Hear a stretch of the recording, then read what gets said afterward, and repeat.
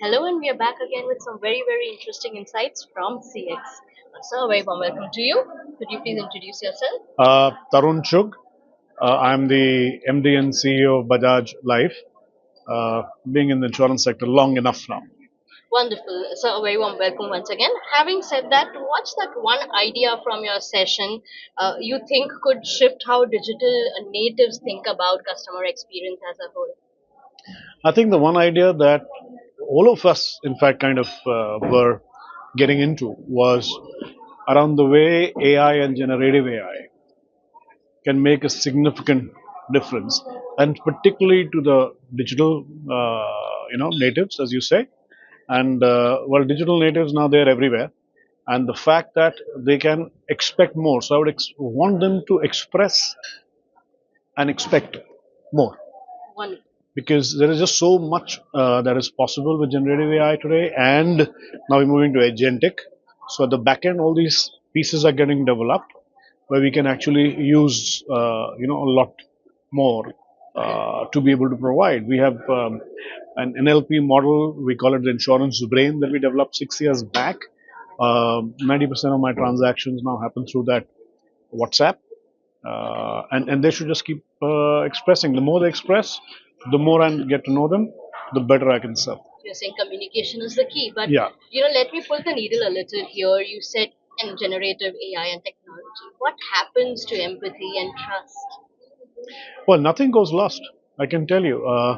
There are so many customers who would, in fact, it's because of empathy. Let me put it this way. Now, when you want to go and do at 2 o'clock in the morning, you want to go and see a policy statement. You don't want to come to the branch. You don't want to call a call center. You don't want multiple people calling you. Anyways, a lot of customers now say that these things I'd rather want online, or these things I'd want at the tip of a button.